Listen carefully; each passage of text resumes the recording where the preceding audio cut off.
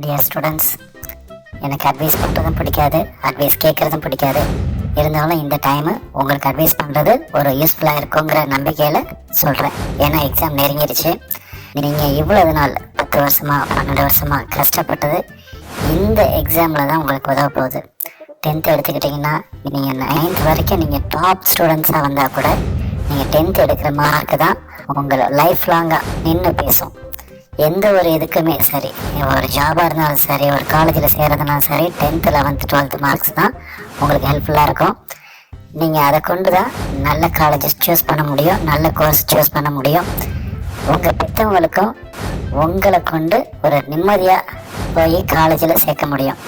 அவங்க தலை நிமிர்ந்து நின்று ஒரு காலேஜில் போய் பேச முடியும் நீங்கள் எடுக்கிறத மார்க்கை வச்சு தான். அதனால் தயவு செஞ்சு இந்த ஒரு 2 வாரம் நல்ல ஹார்ட் ஒர்க் பண்ணி படிங்க. காலையில் ஒரு டைம் வச்சுங்க, 4:30க்கெலாம் எந்திரிச்சிடுங்க. அதுலேருந்து படிக்கிறது, ஸ்கூல் போனாலும் சரி ரொம்ப என்ன டைம் வேஸ்ட் பண்ணாதீங்க. உங்கள் ஃப்ரெண்ட்ஸோட படிப்பு சம்மந்தமாக டிஸ்கஸ் பண்ணுங்கள், வேறு டைம் பாஸ் பண்ணிகிட்டு இருக்காதீங்க. இந்த அட்வைஸை எனக்கு கண்டிப்பாக கொடுக்கணும்னு தோணுச்சு. இப்போ நீங்கள் எடுக்கிற மார்க்கு நல்ல டாப் ஸ்கோராக இருந்தால் ஃபீஸ் வரைக்கும் உங்களுக்கு ஸ்காலர்ஷிப் கிடைக்கிது.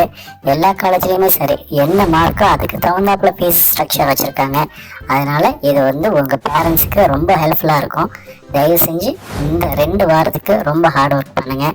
இது உங்கள் லைஃபே மாற்றிடும். நீங்கள் எந்த காலேஜும் சரி, ஒரு ஜாபுக்கு போகிறீங்கனாலும் சரி, எல்லாத்துக்குமே இந்த மார்க்கு உதவும். அதனால் தயவு செஞ்சு கொஞ்சம் கான்சன்ட்ரேட் பண்ணுங்கள் படிப்பில். Thank you students.